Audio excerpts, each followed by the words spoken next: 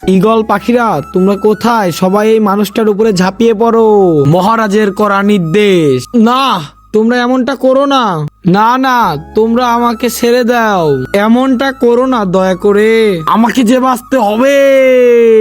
দেখো হাল্ক, আমি তোমার কষ্টটা বুঝতে পারতেছি, কিন্তু আমি তোমাকে একটা সাহায্য করতে পারি যদি বিশ্বাস করো।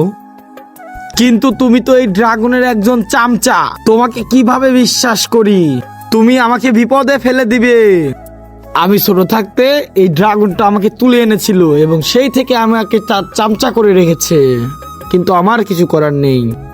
আমি তোমাকে এখান থেকে ছেড়ে দেব, তুমি সোজা চলে যাবে সাদা পাথরের পাহাড়ে, সেখানে সব সমাধান পাবে।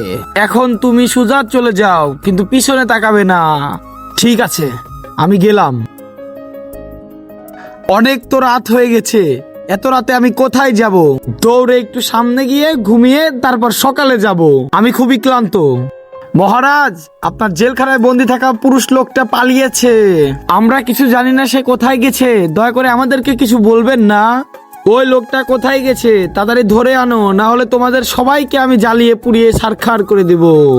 বন্ধুরা, আপনি কি দেখতে চান তারপরে হাল্কের সাথে কি হয়েছিল? তাহলে চ্যানেলটি সাবস্ক্রাইব করুন, লাইক করুন এবং কমেন্ট করুন পার্ট 3 দেখার জন্য।